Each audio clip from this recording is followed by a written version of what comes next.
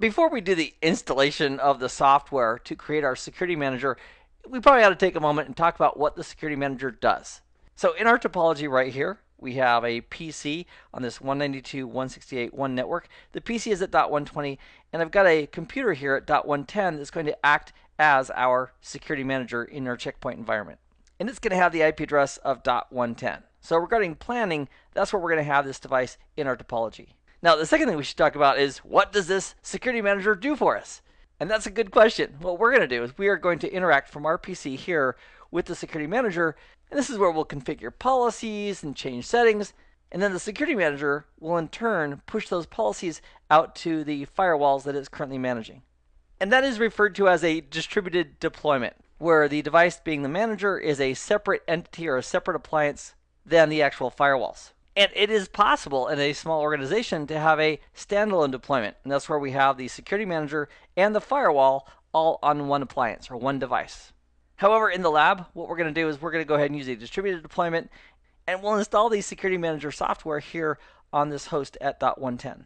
So in preparation for that, I've got the machine all ready to go, and I've got a DVD with Check Point R80 in that CD/DVD drive for this virtual machine. And all we're going to do is we're going to boot this machine, have it boot off the CD, and then walk through the steps to tell it we want to install the software. So starting here on the computer that's going to be our security manager, we'll go ahead and power on this machine. And here it's booted to the DVD that's in its drive. So we'll go ahead and we're going to click in this space and then move the arrow key up to select Install Gaia on this system.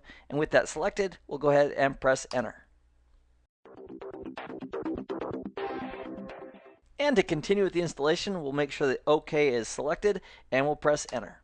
I'm going to select the US keyboard and press Enter. Let's accept the defaults for the partition information, and I'm going to supply the lab password, and then press Enter for OK. Now, the Security Manager appliance has two interfaces at the moment. We're just going to use Ethernet 0 for a while, so we'll go ahead and we'll tab down to OK and press Enter. And based on the plan, the IP address of this manager is going to be 192.168.1.110. So we'll supply that. We're going to accept the 24-bit mask, and we'll specify a default gateway of whatever the current default gateway is, which in this topology at this moment, it's at .1. We'll hit Tab a couple times and press Enter to continue. Now we have a friendly warning that says, hey, if we're about to continue, we're going to format your drives. So I'm going to hit Tab over to OK, and then press Enter to continue.